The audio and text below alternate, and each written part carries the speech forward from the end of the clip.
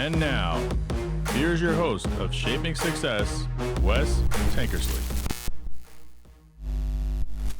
What is up, everyone? Welcome to Shaping Success. I'm your host, Wes Tankersley. We've got a very special guest today, a returning guest that I talked to and have known for a very long time, but we'll get to that in a minute. If you can please do me a favor, can you please like, share, and review this episode if you're listening to it? Post it, share it. Help us get the word out. If you would like to help the show grow, please join the Patreon for as little as $4 a month.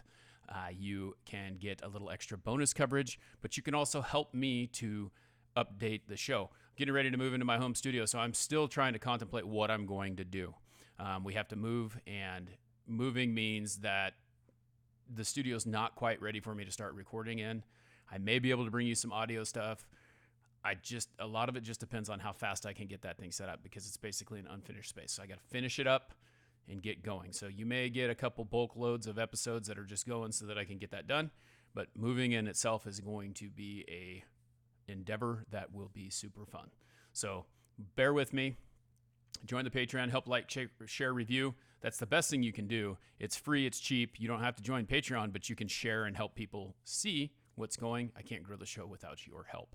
Today's guest is a friend of mine, Brandi Wolf. She is currently a certified meditation teacher, but she's done a lot of other things.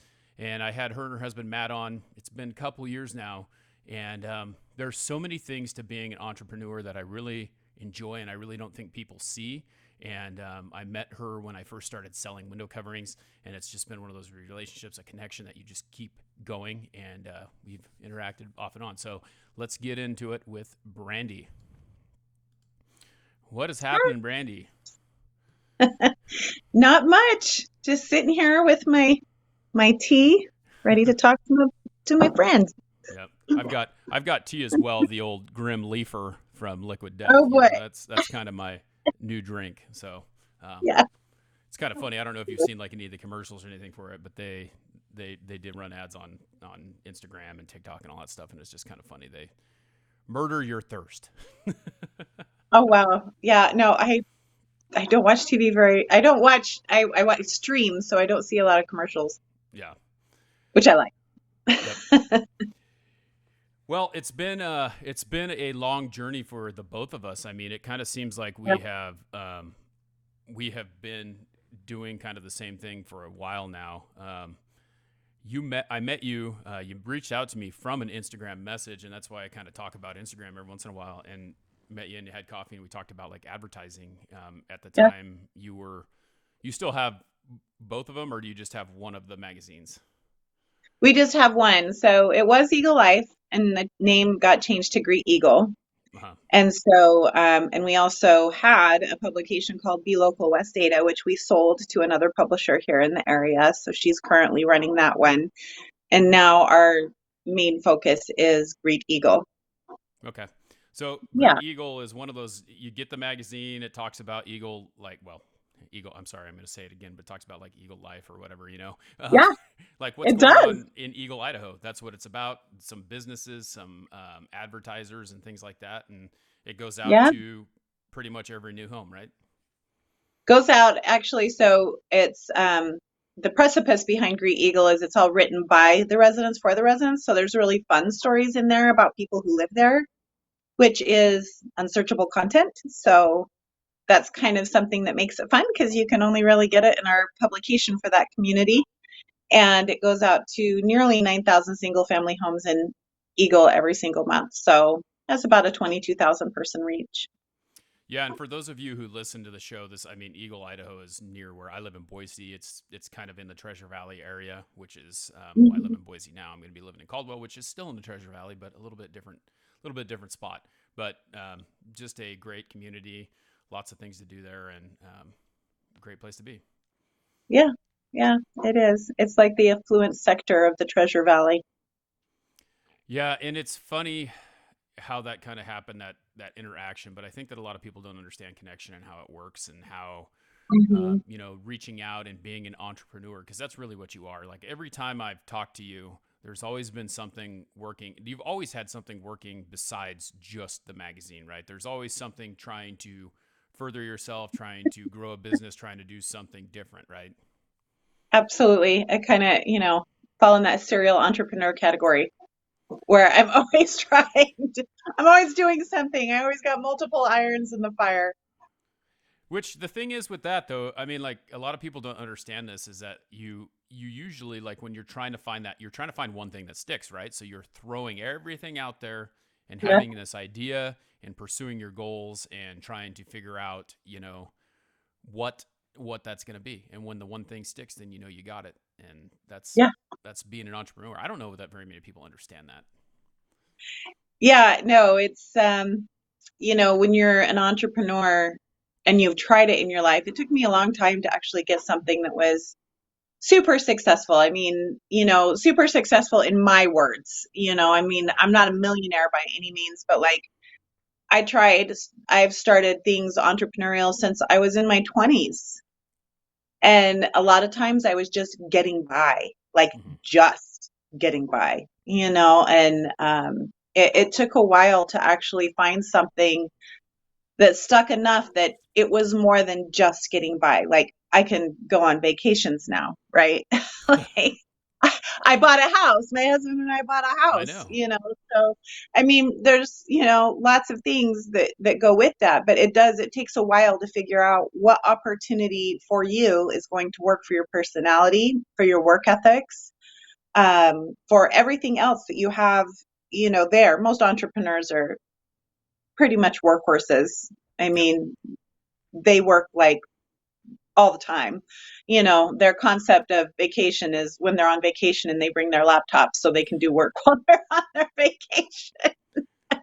I honestly feel like that's the way my life is as a salesman, as someone who is selling stuff. Because a lot of people know, like I talk about it, but they don't hear the fact that this is like a part-time thing for me. Like I actually schedule every Wednesday at this time to record something, and I spend all my social media time. Like, so I record this in the morning.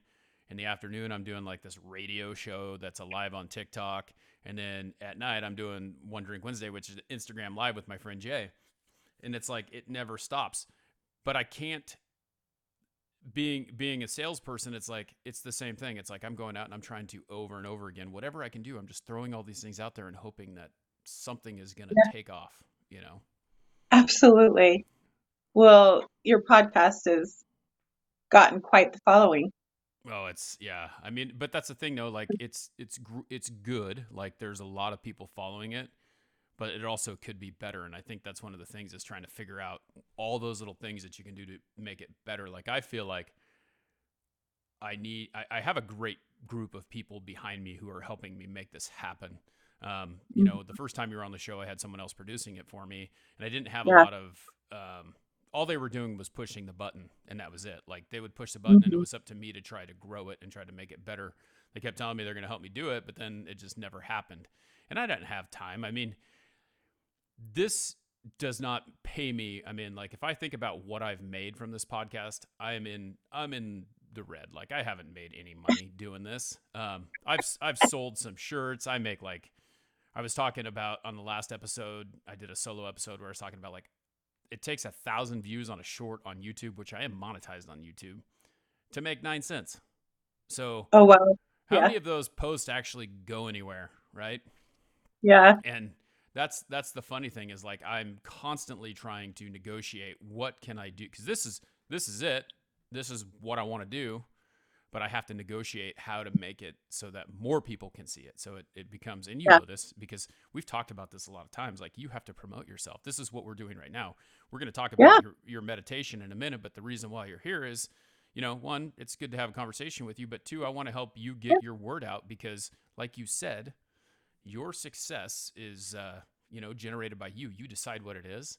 And Hmm. I don't always ask what your definition of success is anymore, but we talk about like how you got there and it kind of bleeds through in the conversation. And Absolutely. you've come a long way in the 4 years that I've known you. Just like you said, you just moved into this nice Hmm. new house. You are Hmm. starting doing meditation, which I think you've meditated. Let's talk about that a little bit. You've meditated for a long time anyway, right? Yeah. Yeah. No, I've meditated since I was young without even really knowing it was meditation. Mm-hmm. Um, but just doing things to help myself fall asleep at night because my mind would just be racing like everybody else's, Yep. the monkey mind, and it would just be running down the road and I'd be trying to sleep. And so, when I was young, I started just with a simple ball of light and would wrap myself in light, and it would relax me so much. I would just, boom, fall asleep. But then I became more of a crisis meditator. So then I really only meditated in times of like, oh crap, Yeah. I need to de-stress right now. But then, some situations happened. I had trauma happen, and that was in 2002. My father committed suicide, and it then followed a string of events after that for about 6, 7 years, it was like one trauma after another just happened. And when that was all done, you don't really realize you're in trauma when you're in it. You get in survival mode.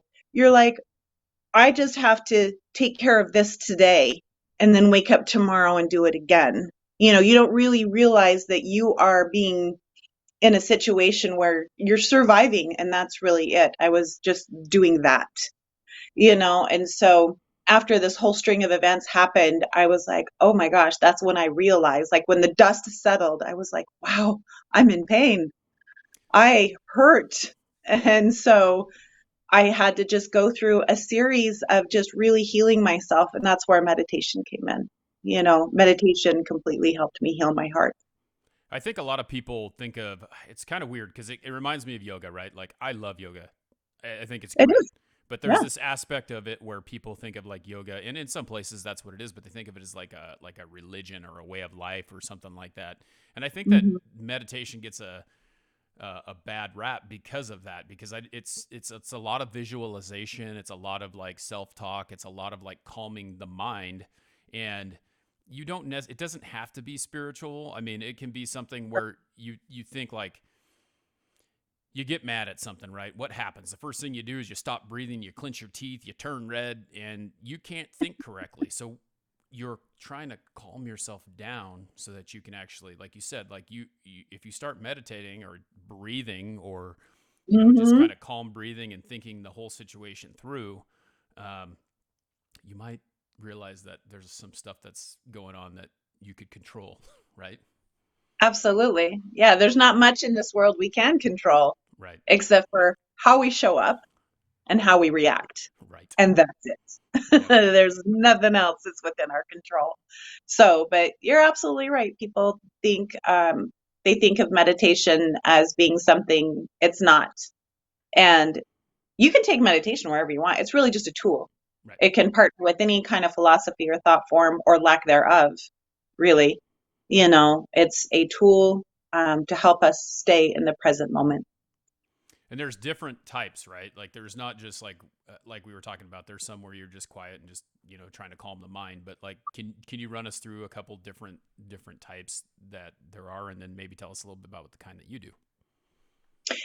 Yeah, yeah. No, there's lots of meditation. So a lot of people are more familiar with like a guided meditation, but as my teacher would say, all meditation is guided because we are either guiding ourselves or listening to somebody else guide us.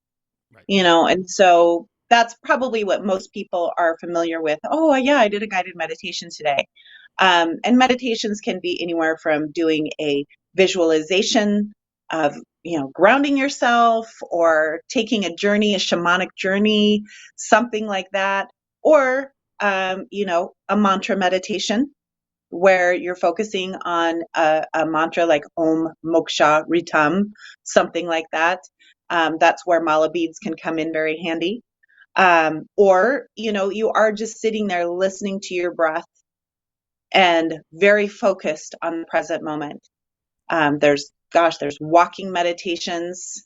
You can talk to people that are rock climbers or serious artists, and they find that that activity is very meditative because they are in the present moment. Right. But the kind of meditation that I really focus on is ritualizing a meditation practice. Rise, pee, meditate, RPM. Right. And that's, something that I got from my teacher too, but it actually helps, when you're like, okay, meditation should be like brushing my teeth, taking a shower.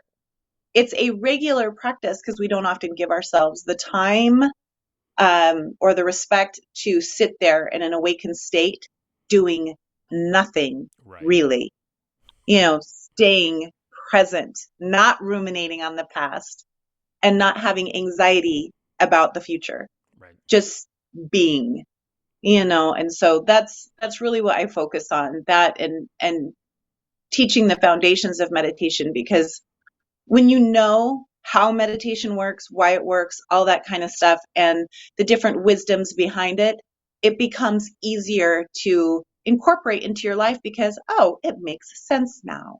Yeah. Now I see why I do this. So, Yeah, and it's pretty crazy. There's a lot of people who are talking about this right now. Like, I can't remember how long he does it, but Rob Dyrdek, from the skateboarder, is like huge on meditation. Like, he bought this special like orb or something to sit in while he does it every single morning. And that's he's awesome. basically like, I think he said, he's like, I'm trying to live to be 150. That's what I'm going to do, and this is how I'm going to do it. But I just think, like, a lot of people don't realize that you might have been taught. Like, I remember the first time that I was in somewhat of a meditation situation was when I was in high school. Like, our teacher at the end of the day, we were acting kind of rowdy, made everyone lay down on the mats and then start one by one, feel your toes, like being aware of where it's at. Squeeze your knuckles on or squeeze your toes. I don't know, knuckles, whatever. I'm a PE major and kinesiology major, and I can't remember what the hell you would call your feet. But you're squeezing each muscle group one by one, feeling it, knowing that it's there, relaxing, switching, going through the motions of like just being aware of what your body's doing, and then listening to your Mm-hmm. breath. And I mean, that simple thing like that, a lot of people fell asleep when they started doing that because you can Yeah, actually relax. And I've used it before to try to fall asleep. Not it so much works. anymore, but I've tried it. So that's the thing. I think a lot of people, like I said, it's like yoga. It gets a bad rap because everyone ties Buddhism to yoga or whatever, and that's Mhm. not. It can be a part of it, but it doesn't have to be. Just like anything else in life.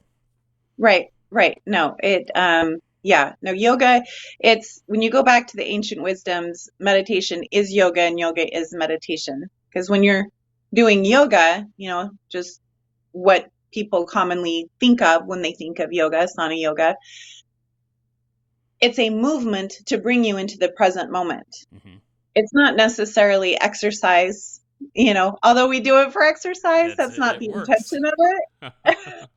Now people do yoga and HIIT together and they Yeah. combine all of these things with yoga, and it kind of has journeyed a little ways away from actually what it is, but it's just the meditation that we're talking about is just kind of another limb of yoga in Right. a way, and it's a tool. Again, it's a tool. You can take it as being bound to, Hinduism and Buddhism, or you can take the philosophy and just incorporate it into each individual, spiritual practice or philosophy that we have, because it works, Yep.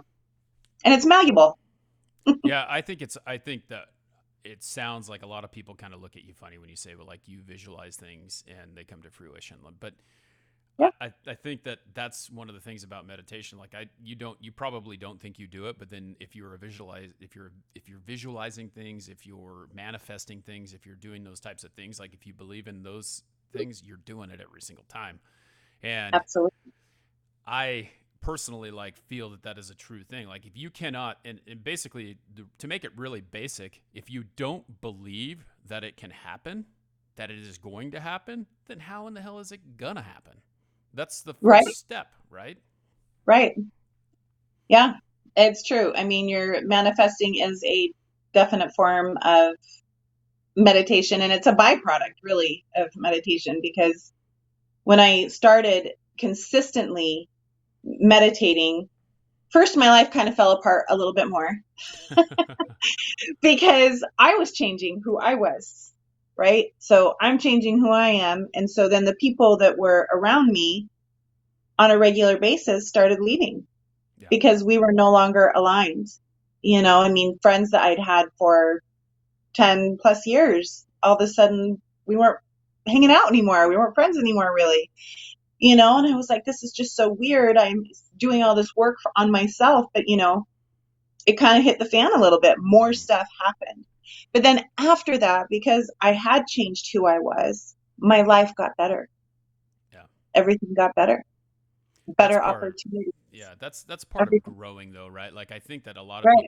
a lot of people don't like if you were to look where I was, 20 years ago and who I am now, it's Mhm. completely Yeah. different and I am growing and the people who are around me are growing or they disappear. And it's okay Yeah.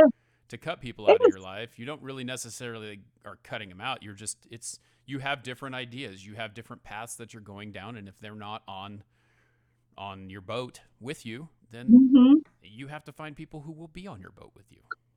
That's right. Yep. You got to find the ones that are going to be in your front row Yep. all the time, and you got to figure out who you're putting in the balcony because they don't really matter, Yeah. Well, and that's you the know.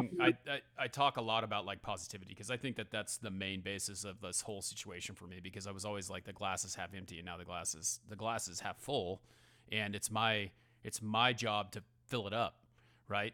And if you're around someone like you walk into a room, right? And then the person who you are talking to just instantly starts talking about all the bad things that are going on. How do you feel about that? How does it Mhm. make you feel? And then you start thinking, oh, yeah, well, so and so did this and so did that, and you're right. And then you just get in this different mode and you can't be positive. So I've had this where I've tried to change the way that I think. Walk in the room, that happens. I start getting in this mode and then I walk out and I'm like, I feel kind of dirty. Like I feel like I feel like this has made me be different than what I want to be. And then it's like, I don't want to be around that person because Exactly. I don't want to feel that way. Yeah. It's not for your highest and best good. Yep.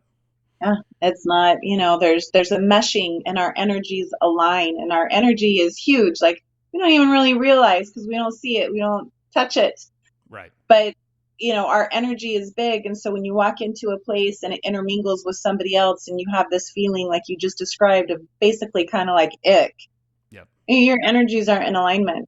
There's two different vibrations and one's not better or worse. It's just they are where they are, Yeah. period. We are where we are, period. And so that's that whole thing where giving yourself the time to meditate, giving yourself the time to build that relationship with yourself shifts that energy and makes that growth happen. Because we've all met those people who are exactly the same as they were in high school. It's like, oh Right. my gosh, it's still like you're 17. Wow. Oh yeah.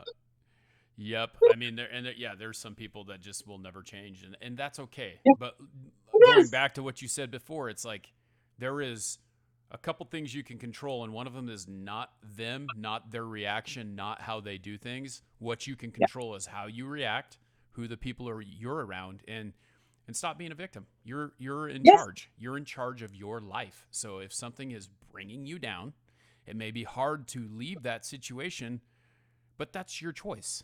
So make the Hmm. choice. You either stick there and feel icky, or you roll out and feel better. That's right. That's right. I love that. Yep. It's so true. Yep. I love. There was this filter on TikTok the other day that someone had posted. And it was like, "What is your ick?" And I was like, "That word when you said like it does, it makes that's a great way to describe it. You feel gross. You feel icky." So, Yeah. Yeah. No, you do. You do. Absolutely. so how long have you been working on? Because you're still editing the magazine, but you're spending a lot of time with this too. Like, is this is something that is a Mhm. passion of yours that you would like to do just like full time? Are you doing it full time yet, or is it a process still? It's still a process. I got to keep my eye on the prize, and Yeah. keep my eye on what pays the bills. So I would like to do this full time. Absolutely.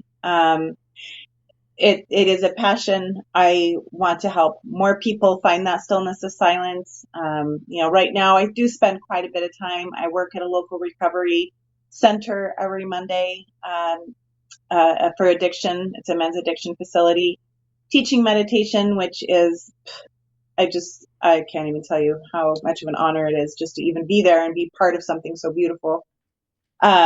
and doing online classes, virtual classes, in-person classes, but it's all structured around my other business, of the business of my publication. That's So, that's the yeah, life of I don't know. I hate like calling it a side hustle, right? But it is a side hustle. It's something that you want to in a way, do yeah, in order to in order to get where you want to be. And so you have to yeah, do certain things to get there. And then you have to make absolutely. those sacrifices. Because, I think a lot of people don't think about it. It's like there's a lot of time in the day, right? And you can choose to use that time however you want. So you can Hmm. go sit down and watch Netflix and hang out, or you Hmm. can utilize that time to do something different because there's a lot of hours in the day. Yeah, there is. And sometimes I work from 8 a.m. till 8 p.m. or 9 p.m. Yep. Doing this, making sure I get all of the work done that needs to be done for both things because I can't let either of them fall. Yep. I have to keep one going and I have to keep moving forward with the other thing. And it's just more like right now, what I'm doing is really trying to get clear on managing my time better because I do need creative time. I need Yep. time to do something that's just for me. I need time to spend with my girlfriends, doing all the fun stuff that we do, which doesn't happen very often, but I need that time. And so right now I'm like looking at my calendar, really trying to delegate that time so I can give everything I need to give to my publication. And then I can give everything I need to give to my meditation business and helping other people with that. And so I can make the right steps, but then I had to schedule into my calendar last week and I scheduled in 3 hours for creative time, but I only got about an hour of that when it was all done and said. But if I knew if I didn't schedule it, it wouldn't even happen, Yeah. and so I took one of my projects that I've been wanting to create and make and put together, and I gathered everything, and it had just been sitting here. I'd done all the work, the pre-work. It just needed to be put together, and so it was just a joy, and it just set me off for the day, like made the rest of my day better just to have that creative time, even though it ended up only being about an hour of the 3 hours I blocked. But you have to do that. Yeah. It's like I have to schedule in, okay, I'm going to relax right here. Right. I mean, that's the thing though. Like some people have to do that. Like I have my phone, right? It has my work calendar on it. I've made sure that my wife has access to it so that if she needs to put something on there, that she can do that, so that I know that I can't do what I need to do there. I need to do what she needs me to do. And Yeah. I schedule this podcast. It's sitting on my calendar. So when she looks at it, she knows that at 8 o'clock every Wednesday, I'm going to record something. Um, Yes. and, and you put it there, and that, these are the things that are going on. So if you have to do that, a calendar is a really good way to utilize that so that hey, this is what I'm supposed to be doing. I've given myself time to do it. And maybe something comes up in the middle of the day and you have time to do it then, do it Yeah. then. But you can't, Right. if you don't plan it, then you'll fail. And I think that Absolutely. that's the great thing about it. Just get that planning Yeah. going. Oh, yeah. Got to plan the work and then work the plan, Yep. and I think that's probably one of the biggest things about entrepreneurs because we can get distracted a lot by tasks. It's like, oh, look at that squirrel. Oh, look at that Exactly. shiny object. Ooh, Ex- what's happening over there? Do I need to be Yep. there? Exactly. And you get so many invitations to this event and that event and this event. And I used to try and go to as many of them as possible, but I had to just stop and go, is that going to be the best use of my time right now? Yes, I want to be supportive. Yes, I want to help this person be successful. Yes, I appreciate the invitation. An invitation extended is just as good as one accepted. But do I have time to delegate to that, or do I need to spend time elsewhere Right. with my goals and my calendar? And I think that is just entrepreneurs really have to reel that all in Yes. and own it. You know? Yeah, and I think you're right, because there's so many things that can happen that you can be doing, like even within this world where we have to post everything on social media. Like it, Hmm. I don't like doing it, but it's a necessary evil. And the more someone sees my face and they go, "Hey, who is that guy? I saw that guy. What does he do? Where does he do? Like, Hmm.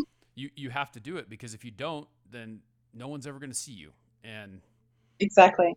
yeah. So Yeah. speaking of plans, Yeah. tell us your plan. So how are you? What's going on with the meditation thing? What is your plan for the future? How are you visualizing this playing out? Oh, that's a great question. I think about it a lot. So, my plan is to offer virtual classes, just because it can reach people from wherever they are at. Right. And it's just very convenient, to be able to do that. I will be launching one of those hopefully in September. And then just kind of start launching them. But I have a couple of places of people that I like helping. Hmm. I've done B2B for so long and helped entrepreneurs be successful in a myriad of different ways Yep. that I feel like that's kind of where I'm getting called to go, helping people that are very busy find time for meditation, helping them. Somebody asked me the other day if I was a coach, and it's like, well, I don't really like that term so much. I prefer teacher because that's more what I am. Yes, I'm going to cheer you on if that's what you need from me, but I'm really going to teach you how to do it, Yeah. and all the foundations of it. So I'm kind of moving into that entrepreneur world. I'd really like to be able to go to businesses that want to offer stress relief to their team as a gift, give them the tools that they need, so that comes up for me a lot. And then, obviously I'm working in a men's addiction facility. Addiction's pretty close to my heart. I'm not a stranger to it. I grew up around it. Right. It's ultimately part of my dad's ending, so being able to help other categories of people is very close to my heart as well. So in moving forward, it's, that's kind of where I'm going, is just going down that entrepreneur road to help other entrepreneurs. And whatever else comes, I'm open to it because the universe is going to tell me where I need to be. Yep. It's going to show me where I need to be, and it's going to guide me to where I need to be. But then I have other things that I like. Like, I am super into chakras. And I just love them. Yeah. I work on them a lot. I've done several classes already with chakras, and those are kind of like my little, oh, I get so excited to do those classes. But in the mainstream, that's probably not what people are going to be Yeah. after. They're looking more for the stress relief and the calm and being present. But, after they do some of that stuff, they'll probably be diving deeper into some other classes. So I'll have those too. But there's a lot of shiny objects in meditation, and Yep. it's a very vast, vast world because there's so much information out there. And it's interesting because this is something I've done since I was young. And when I went to school to become a teacher, I actually just did it for myself. I didn't do it for I didn't do it to become a teacher. I was like, ooh, this is going to like really deepen my practice. Yeah. I'm going to really be able to dig deep. And so I did. But then when we graduated, because my husband did it with me, Hmm. when we graduated, our teacher's like, all right, you're a teacher now. You need to be teaching. And I was like, oh, I don't know about that. And it took me about 10 more months. Every morning when I sat down to meditate, I heard it in my ear, you need to be a teacher. Yeah. You need to be a teacher. And, so finally I said, fine, I'll do it. And when that happened, I stopped hearing it. And I was like, all right, fine. I am going to go be a teacher. And so, that's kind of where that started. And that was last October when I finally said, okay. And then I went into my advanced training and got my advanced certification to be a teacher. And because I just felt like I really wanted that for myself, and I graduated from that in May. But I started working on it last year. And so there's lots of shiny objects, but the goal is first and foremost helping people that don't know how to meditate and helping entrepreneurs become really more successful through meditation. Yeah. I think it's interesting because you said a lot of great things there. And it's funny that being a teacher was something that was not at the forefront. You didn't want to do it. You just wanted to be better at what you were doing. But one of the best things you can do to get better at what you're doing is teach someone else how to do it, because you're practicing, right? Yes. Yes. Yep. Yep. If you're always willing to learn, you'll never grow old, Yep. and so I look at teachers. I have a dear friend, and she was a teacher for her career, Yeah. and she's retired from that now, but she's still learning. Like, she just, like, I look at teachers and I'm like, teachers are really like just an ultimate student. Yep. They always keep learning. Like, they're insatiable learners. And I look at her in her retired status. She's retired from that gig, but she's doing other things, and she's just continually learning and feeding her soul Yeah. so she can teach. I can understand that completely. That's why I do what I do. Like, I was a teacher, right? And so Mhm. now I'm like, I'm not teaching kids how to do push-ups and sit-ups and things like that, but I'm teaching people how to show them that there's not a way. There's a way out. You can do it. Yes, And you have to walk in absolutely. that. And so you can't teach something that you can't do yourself. And I agree. that's great. Well, I agree. are you doing private lessons or anything like that? If people want to get in contact with you and kind of talk to you about meditation, or maybe they want to join these Zoom classes that you're going to have going, where's the Yeah. best place to find you? Meditation.com, or on Instagram at Golden Alchemy Meditation. Got all my links in the bio. They can sign up for free meditations, all that kind of fun stuff. I can put a link out. It's on my Instagram. It's all Yeah. on my Instagram and on my website. There's, places to sign up to get free meditations delivered to your inbox, or, to sign up on waiting lists to get into the virtual classes. We even have meditation dinners coming up. So we got all sorts of stuff. All that fun stuff is on the website, which is perfect It because is. you can just go to one place. You can go to one place and see it all.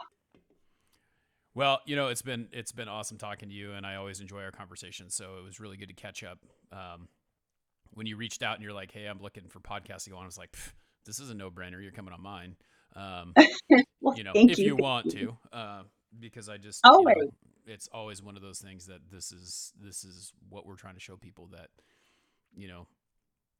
if you can visualize it, if you can see it happening, and if you can do the work, it's gonna happen. It may not come in the time that you want it to come in, but Mhm. you can't have what you don't work for. It's so true. Yep. It's so true. Yep. Well, if you guys want to tune in or go join the Patreon, you can hear a little bit after conversation. But Brandy, I wanted to say thanks again for hanging out with me, and enjoyed the conversation. Thank you. All right. I enjoyed it very much. Yep. All righty. Well, thank you everyone for hanging out and tuning in for another episode of Shaping Success. Really good interview with Brandy, talking about meditation and things like that. Manifestation is a big thing. Believing that you can do it is a big thing. And I think that a lot of people get lost in the fact that they don't believe in themselves, that they can do it. And time is one of those things that you want it to be just like that. And it doesn't work that way. I've been podcasting for 4 years now, and I didn't get the following that I have now, and it's still not huge, but I know where it's going. I see the end result of what I want and what I'm working for, and I'm going to continue to work for that every single day. So with that, until next time, I challenge you to find the shape of your success.